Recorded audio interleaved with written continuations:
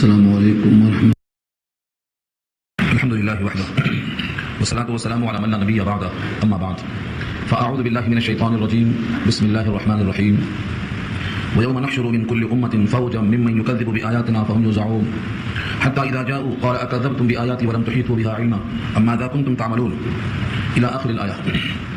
صدق الله العلي العظيم وصدق رسوله النبي الكريم ونحن على ذلك من الشاهدين والشاكرين. اللهم ألهمنا رشدنا وأعذنا من شرور أنفسنا. اللهم وفقنا لما تحب وترضى من القول والفعل والنية. رب اشرح لي صدري ويسر لي أمري واحلل عقدة من لساني يفقهوا قولي. آمين يا رب العالمين.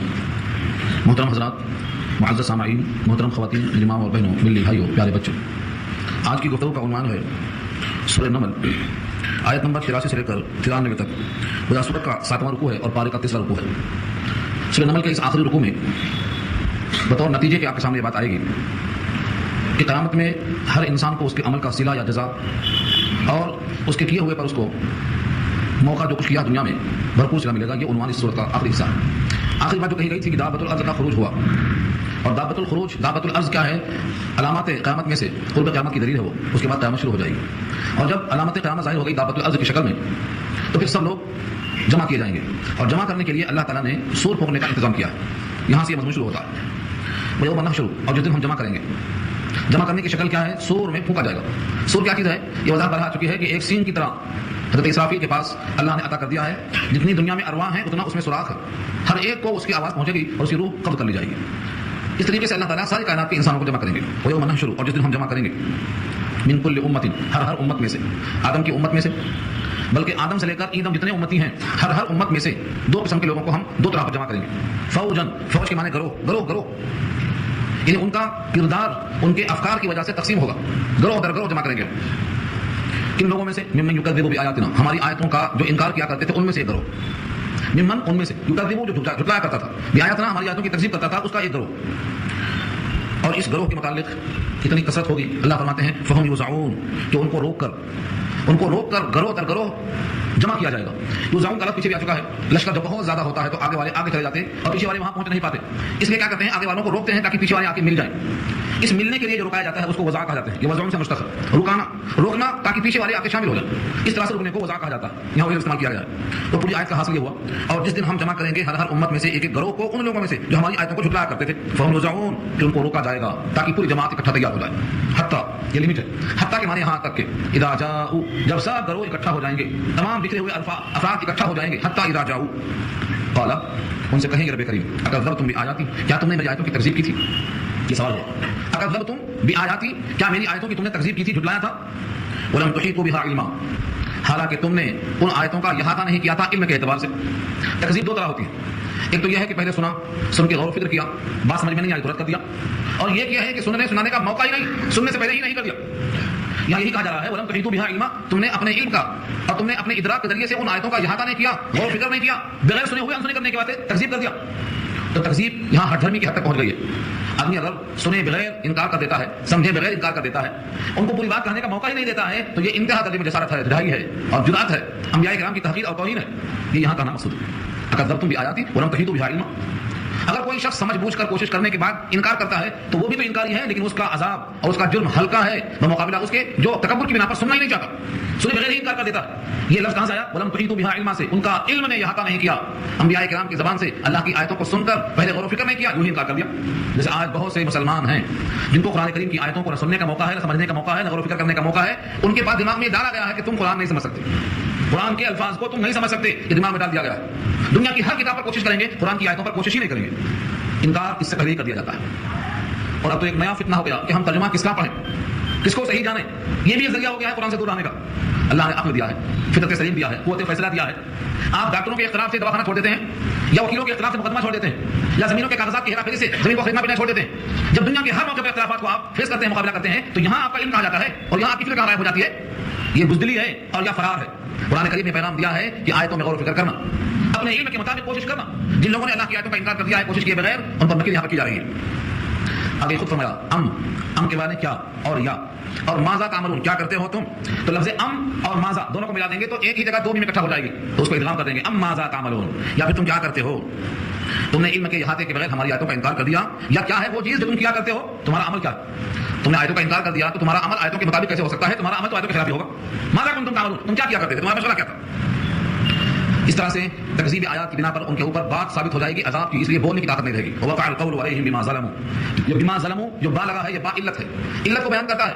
ان کے ظلم کرنے کی وجہ سے واقع ہو گئی ان پر بات، چسپاں ہو گئی ان پر بات، فٹ ہو گئی ان پر بات.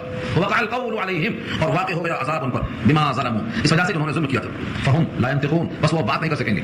لا ينطقون، بولیں گے نہیں، بولنے کا موقع ہی نہیں ہے تو بولیں گے کیا؟ قرآن کریم کی کئی آیتوں میں آپ غور کریں گے تو معلوم ہوگا کہ وہ عذر پیش کریں گے، قسمیں کھائیں گے. ان ساری آیتوں کا محمل شروع میں اللہ تعالیٰ نے ہر ایک کو موقع دیا، کافر بھی مشرک بھی زبان چلائے گا، پہلے بات کرے گا.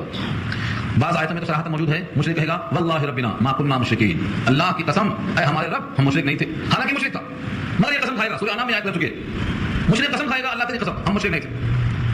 اللہ فرماتے ہیں کہ اس کا جھوٹ اس کی زبان سے عادت کے طور پر چلے گا تو ہم اس کا منہ بند کریں گے. یہ سورہ یاسین میں آ چکا ہے، الیوم نختم علی افواہہم، آج ہم ان کے منہ پہ مہر لگا دیں گے، منہ بند ہو جائے گا. اس کے بعد اس کے ہاتھ پیر ہم سے بات کریں گے، زبان بند ہوگی لیکن رام بولے گی، چمڑا بولے گا، ہاتھ بولیں گے، پیر بولیں گے. اس موقع پر یہ مضمون ہے فہم لا ينطقون کی، اب وہ زبان سے نہیں بول سکیں گے. موقع دیا گیا تھا بولنے کا تو غلط بولنا چاہا تو بند کر دیا گیا، اور ہاتھ کیسے گواہیاں لی جائیں گی اور یہ بات نہیں کر سکیں گے. یہ مجرم ثابت ہو گیا.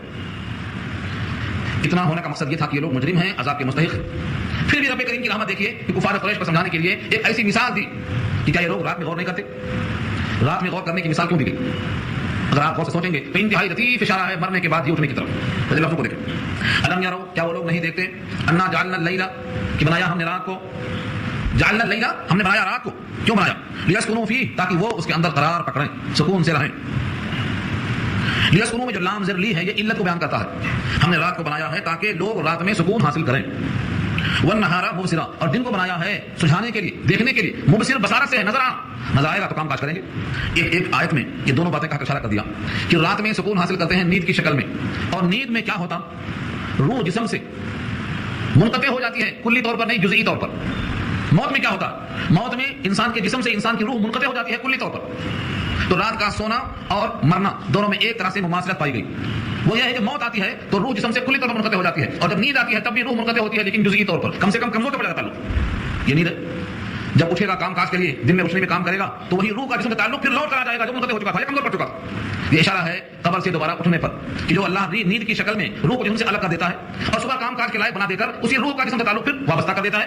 وہ اللہ اس پر قادر ہے کہ مرنے کے بعد دوبارہ اس روح کا تعلق جسم سے پیدا کر دے. کیا اتنی بات غور نہیں کر سکتے؟ جو جسم کا روح سے تعلق کمزور کر سکتا ہے اور منقطع بھی کر سکتا ہے وہ دوبارہ اس کو جوڑنے پر پوری طرح قادر اور مطلق ہے. قادر مطلق یہاں کہا جا رہا ہے. الم یروا انا جعلنا اللیل، کیا وہ لوگ غور نہیں کرتے کہ بے شک ہم نے بنایا ہے رات کو، لیسکنوا فیہ، تاکہ اس کے اندر سکون حاصل کریں. والنہار مبصرا، اور دن کو بنایا ہے تاکہ اس میں سجائی دے، کام کاج کریں. ان فی ذلک لآیات، بے شک اس میں نشانیاں ہیں. لیکن یہ نشانی سے فائدہ ہر ایک کو نہیں ہوتا. کون غور کرتا ہے کہ رات میں ہم سوتے ہیں تو جسم سے روح کا تعلق کمزور پڑ جاتا ہے؟ کون سوچتا ہے جب دن میں ہم اٹھتے ہیں تو پھر سے ہمارا تعلق جسم کا روح سے متعلق ہو جاتا ہے؟ یہ کون سوچتا ہے؟ یہ ایمان والا ہی سوچتا ہے. اس لیے آگے فرمایا لقوم یؤمنون، نشانی تو ہے لیکن ایسی قوم کے لیے ہے جس میں ایمان ہو. جب تک ایمان نہ ہو تب تک نشانی نہیں ہے. روز سوتے اٹھتے ہیں، نشانی ہوتی تو تک ایمان لے آتے، لیکن ان کے اندر چونکہ ایمان نہیں ہے اس واسطے نشانی ہونے کے باوجود انتہا میں نفع بخش نہیں ہے. تو یہ پیغام ہے ہر سونے والے کو. اسی لیے مومن جب بستر پہ سوتا ہے تو اس سے اللہ کے نبی کی یہ دعا اگر پڑھے سمجھ کر، بغیر سمجھے تو کیا پڑھتا ہے نہیں معلوم. اللہم باسمک اموت واحیا، اے اللہ میں تیرے نام سے مر رہا ہوں اور تیرے نام سے زندہ ہوتا ہوں. روزانہ یہ دعا سوتا پڑھتے ہو. اور جب صبح اٹھتا ہے تو کہتا ہے الحمدللہ الذی احیانا بعد ما اماتنا والیہ النشور، اللہ کا شکر ہے جس نے ہم کو مرنے کے بعد پھر زندہ کیا اور ہم اسی کی طرف دوبارہ اٹھائے جائیں گے. یہ روزانہ سونے کی اور سونے کے بعد کی دعا کیوں کرائی جاتی ہے؟ تاکہ ہمیں یاد ہو کہ تو رہسل ہے یہ، ہم سو رہے ہیں، اٹھ رہے ہیں، سو رہے ہیں، اٹھ رہے ہیں. جس دن وقت آ جائے گا سونے کے بعد نہیں اٹھیں گے، پھر جب وقت آئے گا تو اٹھائے جائیں گے. اسی کا ذکر یہاں کیا گیا اللہ نے. وَيَوْمَ يُنفَخُ فِي الصُّورِ، اور جس دن پھونکا جائے گا سور میں. نفخ نون فے خا، نفخہ کے معنی آتے ہیں پھونک مارنا. کبھی کھانا پکاتے ہوئے لوہے کی ایک نلی ہوتی ہے، چولہا سلگاتے ہوئے اس کو پھونک مارتے ہیں. اس سے کیا ہوتا، منہ آپ سے دور رہتا ہے اور ہوا پہنچ جاتی ہے. ایسے کسی کھوکھری چیز میں پھونکنا اس کو نفخ کہا جاتا. اسرافیل کے منہ میں ایک سور ہے، سور جو سین کی طرح بتایا گیا حدیث میں، وہ حضرت اسرافیل کے منہ میں لگا ہوا ہے، حکم کا انتظار کر رہے ہیں، آج بھی لگا ہوا ہے. جب وقت ہو جائے گا وہ سور پھونکیں گے یا وہی مراد ہے. بیوما، اور جس دن ينفخ پھونکا جائے گا فی الصور، سور میں. ففزع من فی السماوات ومن فی الارض الا من شاء اللہ. ففزع اسی موقع پر بیان ہی سورہ زمر میں آ چکا ہے. فصاعق یہاں ہے ففزع، وہاں ہے فصاعق. جس دن سور میں پھونکا جائے گا گھبرا جائیں گے. لفظ فزع فزعون سے بنا ہے اور فزعون کے معنی گھبراہٹ، ہولداری ہو جانا، ہیبت طاری ہو جانا.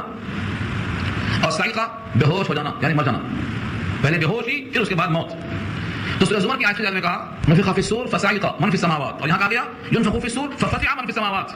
تو فزع اور صاعقہ شارحین نے اس میں بہت طویل باتیں کی ہیں، میں اس میں اشارہ کرتا ہوں. فرمایا کہ اگر فزع کے معنی گھبراہٹ کے ہیں اور صاعقہ کے معنی بے ہوشی کے ہیں تو پہلے جب سور پھونکا جائے گا تو انسان گھبرا جائے گا، اس کے بعد اس گھبراہٹ میں اضافہ ہوگا تو بے ہوش پڑ جائے گا، اس کے بعد مر جائے گا. یہ کب ہے؟ جب نفخہ ثانیہ نہ مراد ہو بلکہ نفخہ اولا مراد ہو. 2 بار سور پھونکیں گے.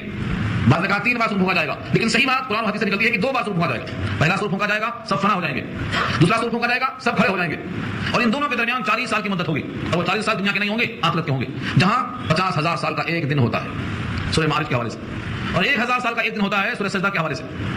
تو وہ مختلف لوگوں کے احوال پر موقوف ہے. اس طریقے سے پہلا سور پھونکا جائے گا تو سب ختم ہو جائیں گے، دوسرا سور پھونکا جائے گا تو لوگ گھبرا کر اٹھیں گے، بے ہوشی کے عالم میں اٹھیں گے. اور جو مومن ہیں ان میں سے کچھ کا استثناء کیا گیا ہے. استثناء کی شکلیں کئی شکل میں ہیں. پہلے لفظوں کو دیکھیں، ویوما، اور جس دن ينفخ پھونکا جائے فی الصور، سور میں، ففزع، پس گھبرا جائیں گے، من فی السماوات و من فی الارض، جتنے بھی مخلوقات آسمانوں میں ہیں اور جتنے زمین میں. آسمانوں میں فرشتے ہیں اور زمین میں انسان اور جنات ہیں، یہ سب گھبرا جائیں گے. الا، مگر، من شاء اللہ، مگر جس کو اللہ چاہے. الا من شاء اللہ، جس کو اللہ چاہے وہ بے ہوش نہیں ہوں گے، نہ گھبرائیں گے. اور وہاں بھی الا من شاء اللہ ہے سورہ زمر میں، جہاں پر بے ہوشی کا لفظ ہے. صحیح، من فی السماوات و من فی الارض الا من شاء اللہ، مگر جو اللہ چاہے. 6 فرشتے ہیں جو گھبراہٹ نہیں ہوگی، بے ہوشی نہیں ہوگی. جبرائیل، میکائیل، اسرافیل اور اسرائیل، جن کو ملک الموت کہا جاتا ہے، اور حاملان عرش، جو اللہ کے عرش کو تھامے ہوئے فرشتے ہیں، جن کی تعداد 4 ہے اور اس دن 8 ہو جائے گی. سورہ حق میں بات کیا اللہ نے. تو یہ حاملان عرش یہ بے ہوش نہیں ہوں گے سور کی وجہ سے. بعد میں ان کا بھی انجام بالآخر موت ہے، لیکن سور سے بے ہوش نہیں ہوں گے حکم الہی سے. بعد میں یہ بھی ختم ہو جائیں گے. الا من شاء اللہ سے مراد یہ لوگ ہیں. ایک قول کے مطابق یہ شہداء کے لیے ہے. شہداء اس دن اپنے تلواروں کے ساتھ مسلح ہو کر عرش کے اطراف میں کھڑے ہوئے ہوں گے. اور دوسرا قول یہ ہے کہ شہداء کا جب یہ مقام ہے تو انبیاء کا مقام شہداء کے ساتھ نہیں، شہداء سے قوی ہے، لہذا بدرجہ اولا وہ بھی اس میں شامل ہیں.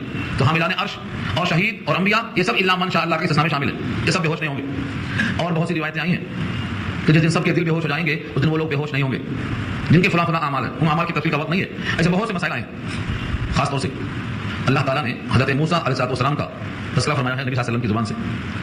آپ نے خود فرمایا، بخاری کی روایت ہے، سب سے پہلے مجھے ہوش آئے گا تو میں دیکھوں گا کہ موسیٰ علیہ السلام عرش کا کونا پکڑے ہوئے پہلے سے بیٹھے ہوئے ہیں. پتہ نہیں وہ بے ہوش ہی نہیں ہوئے، وہ طور کی بے ہوشی کے معاوضے میں آج بچا دیے گئے، یا پھر ان کو مجھ سے پہلے ہوش آ گیا. یہ بخاری کی روایت بتاتی ہے کہ انبیاء بھی بے ہوش ہوں گے لیکن ان کو ہوش جلدی آ جائے گا. اور قرطبی میں بعض اقوال اور لکھے ہیں کہ یہ مختلف احوال ہیں، مختلف لوگوں کے مختلف احوال ہیں، یا ایک ہی آدمی کے کئی احوال ہیں. پہلے گھبراہٹ ہوگی، پھر بے ہوشی ہوگی، پھر موت آ جائے گی، پھر ہوش آ جائے گا. مختلف قسم کے احوال بتائے گئے. لیکن اس آیت سے معلوم ہوتی ہے کہ سور پھونکنے کے بعد جہاں تک آواز آئے گی سب گھبرائیں گے، سب بے ہوش ہو جائیں گے، سوائے ان کے جن کو اللہ محفوظ کر دے.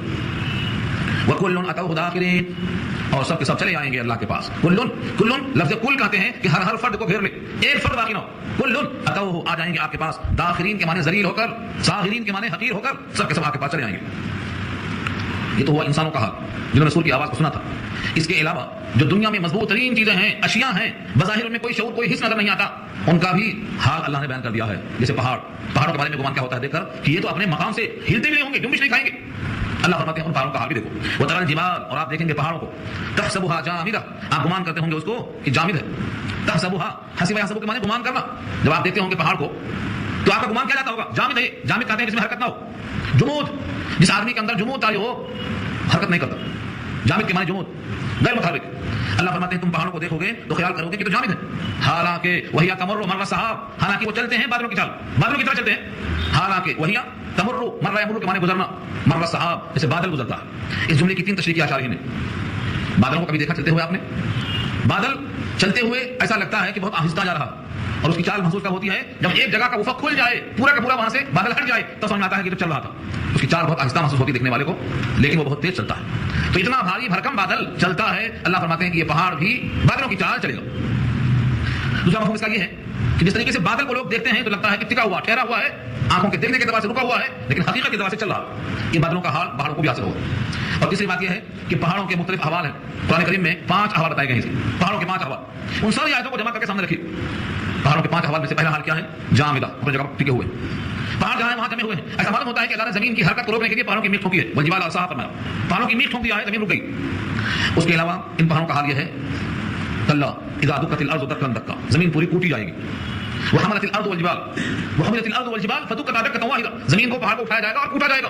یہ دوسرا اس کا حال ہے. اور فرمایا تیسرا اس کا حال یہ ہے کہ یہ پہاڑ اتنے باریک باریک ریزے ہو جائیں گے جیسے اون کے اڑتے ہوئے گالے ہوتے ہیں. وتكون الجبال كالعهن المنفوش، اس میں بتایا اللہ نے منفوش کے معنی دھلی ہوئی اون کی روئیاں جو اڑتی رہتی ہیں، وہ ایسا ہو جائے گا. تو گویا پہاڑ کے کئی ادوار ہیں، کبھی جامد نظر آتا، کبھی متحرک نظر آتا، اور کبھی ایسا ہوتا ہے فکانت ہوا منبسا، جیسے ذرات اڑتے ہیں باریک باریک، ایسا نظر آئے گا. فکانت ہوا منبسا، یہ ساری کلام پاک کی آیتیں ہیں جو مختلف مقامات پر ہیں. تو پہاڑ کے حالات کو بتایا اللہ نے کہ سور پھونکنے کے بعد پہاڑوں کا بھی حال ہوگا، جو جامد دکھائی دیتے ہیں یہ بادلوں کی چال چلیں گے۔ اتنا مضبوط انتظام کس کا ہے؟ فرمایا صنع اللہ، اللہ کی کاریگری ہے، صنع اللہ، اللہ کی کاریگری ہے، یعنی پہاڑوں کا چلنا، پہاڑوں کا مضبوط ہونا، زمین اور آسمان کا سور پھونکنے کے بعد بے ہوش ہو جانا، یہ سب اللہ کی کاریگری ہے، صنع اللہ، اللہ کی کاریگری ہے۔ الذی اتقن کل شیء، الذی اتقن کل شیء، جس نے مضبوط کیا ہر چیز کو مناسب انداز پر۔ لفظ اتقن کے معنی آتے ہیں مضبوط کرنا، ٹھوس کرنا۔ ایک محفوظ کتاب آئی ہے بہت پہلے سے، الاتقان فی علوم القرآن، علامہ سیوطی نے بہترین کام کیا ہے، الاتقان فی علوم القرآن، تو علوم قرآن میں مضبوط مستحکم کام، تو اتقان کے معنی ٹھوس، یہاں فرمایا ہے اتقن کل شیء، اللہ نے ہر چیز کو ٹھوس مضبوط بنایا۔ انہ خبیر بما تفعلون، بے شک وہ خبر رکھتا ہے تم جو کچھ کرتے ہو، یعنی اللہ کو تمہارے کاموں کی خبر ہے۔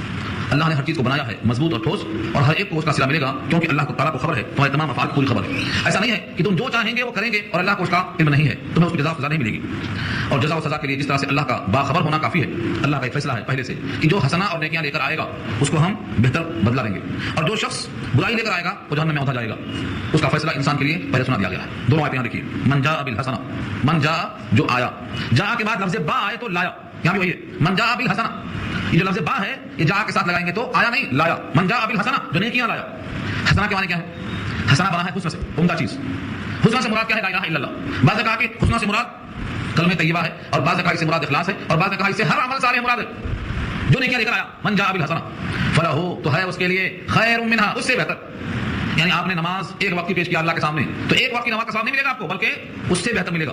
کتنا بہتر؟ 7 گنا سے لے کر 700 گنا تک، 700 گنا تک ملے گا۔ فرض کرو آپ نے ایک نیکی حاصل کیا، تو ایک نیکی اخلاص کی بنیاد پر کم سے کم 7 گنا بنے گی، جتنا اخلاص بڑھتا جائے گا 700 گنا تک بڑھ جائے گی۔ یہ ہے خیر منہا۔ خیر کیا ہے؟ اس میں تفضیل ہے، یہ ڈگری ہے سپر ڈگری۔ سپر ڈگری مطلب کیا ہے؟ جتنا نیکی آیا اس سے بہتر، کتنا بہتر؟ 7 گنا سے لے کر 700 گنا تک بہتر۔ یہ اللہ کا انعام ہے۔ ایک حرف قرآن کریم کا پڑھیں گے، ایک حرف تو 10 نیکی ہے کم سے کم، نماز میں ہے تو 100 نیکی، اور یہ اخلاص میں جتنا بڑھتا جائے اتنا بڑھتی جائے گی۔ تو من جاء بالحسنہ فلہ خیر منہا وہم من فزع یومئذ آمنون، اور وہ لوگ امن میں ہوں گے، وہ کی خبر ہے آمنون، اور وہ لوگ امن سے ہوں گے۔ کب امن سے ہوں گے؟ یومئذ، اس دن۔ کس سے امن میں ہوں گے؟ من فزع، گھبراہٹ سے۔ تو یہاں جواب مل گیا کہ جو نیکیاں لے کر آئے گا، نیکیوں کا صلہ ہم اس کی نیکی سے بہتر دیں گے، اس میں سے ایک بہتری یہ ہوگی کہ اس دن امن سے ہوگا، گھبراہٹ سے اس کو امن اور سکون ملے گا۔ اس دن بہت سی گھبراہٹ ہوگی، ایک حساب کی ہوگی، فیصلے کی ہوگی، آگے کیا ہونے والا ہے اس کی تشویش کی ہوگی، یہ اس دن امن سے ہوگا۔ یہ پہلا فائدہ ہے، نیکی کا پہلا فائدہ یہ ہے۔ اللہ نے بتا دیا کہ الا من شاء اللہ میں استثناء کس کا ہے؟ جس کو اللہ نے چاہا وہ اس دن کی گھبراہٹ سے محفوظ ہوں گے۔ وہ کون ہے؟ جو نیکیاں لے کر آئیں گے، حسنہ، اخلاص اور کلمہ طیبہ لے کر آئیں گے، وہ اس دن امن سے ہوں گے، اس دن امن سے ہوں گے، گھبراہٹ سے محفوظ ہوں گے۔ ومن جاء بالسیئۃ، اور اس کے خلاف برائی لے کر آئے، سیئۃ کی ضد حسنہ، حسنہ کی ضد سیئۃ۔ اگر حسنہ سے مراد اخلاص ہے تو سیئۃ سے مراد اخلاص نہیں، سب دکھاوا، اور حسنہ سے مراد اگر کلمہ طیبہ ہے تو یہاں کلمہ کفر ہے، کلمہ خبیثہ ہے، شرک اور کفر ہے۔ ومن جاء بالسیئۃ، جو بدی لائے گا، جو کفر و شرک لائے گا، فکبت وجوہہم، تو اونھا ڈالا جائے گا اس کا چہرہ۔ کبا فعل ماضی مجھول ہے، کبت، کبا یا کبو کے معنی اونھا کرنا، پیر کو اوپر سے نیچے کرنا، یہ کبت، اونھا۔ وجوہہم، ان کا چہرہ ہوگا، فی النار، آگ میں، آگ میں ان کا چہرہ اونھا کر کے ڈالا جائے گا۔ یہ کس کی جزا ہے؟ سیئہ کی جزا ہے۔ اب کوئی یہ کہا سکتا ہے کہ برائی کا بدلہ اتنا شدید کیوں کہ آگ میں اونھا منہ کر کے ڈالا جائے؟ اللہ فرماتے ہیں وہ یہ خیال نہ کرے کہ اس بندے پر ظلم ہو رہا ہے، ہم جس کو سزا دے رہے ہیں یہ سزا اسی کے عمل کا نتیجہ ہے، یہ عمل جو سزا ہے یہ اسی عمل کو اللہ نے متشکل کر دیا ہے اس کی جزا میں، یعنی اس کا بدلہ نہیں ہے، جو اس کا اپنا عمل ہے۔ جیسے نماز حسین بن جائے گی حور کی شکل میں، جس طرح سے زکات نہ دینا گنجا سانپ بن جائے گا، ایسے ہی جو ہم اس کو اونھا کر رہے ہیں اس کی عقل اونھی ہو گئی تھی، توحید کو شرک کر رہا تھا تو خود اونھا ہو گیا، یہ یعنی ہم نے اس کو اونھا نہیں کر دیا ہے، اس نے اونھا فیصلہ کیا تھا جو اس کا اپنا عمل ہے۔ اسی واسطے قرآن کریم کے اندر کہیں لفظ با کم ہے، کہیں اضافہ ہے، اس کے جو نقاط معلوم ہوتے ہیں، دیکھیے آپ جملہ کیا ہے، هل تجزون الا ما كنتم تعملون، هل تجزون، نہیں بدلہ دیے جاتے ہو تم، الا مگر ما كنتم تعملون، جو تم کیا کرتے تھے۔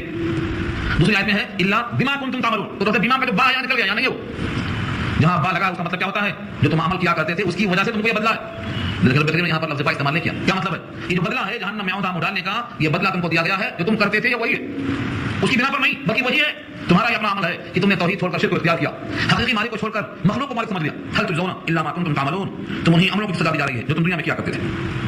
یہاں سے فیصلہ ہے، نبی صلی اللہ علیہ وسلم کو اللہ کی طرف سے خطاب ہے کہ آپ لوگوں سے صاف صاف پیغام سنا دیجیے، انما امرت، کہ میں تو حکم دیا گیا ہوں۔ چند احکامات بتا رہے ہیں، آپ اس میں سے کیا کرتے ہیں کیا نہیں، آپ دیکھ لیجیے۔ اللہ نے نبی سے کروایا، انما امرت، مجھے تو حکم ملا ہے، ان اعبد رب هذه البلدة الذي حرمها، کہ میں عبادت کروں اس شہر کے رب کی، ان اعبد، میں عبادت کروں، رب هذه البلدة، بلدہ کہتے ہیں شہر کو، اس سے مراد مکہ المکرمہ ہے، دنیا کا ہر شہر اللہ ہی کا ہے، لیکن عظمت کی خاطر بیت اللہ کا، اللہ کا گھر کا، ایسے ہی اس شہر کو بھی اللہ کا گھر کا، بیت اللہ۔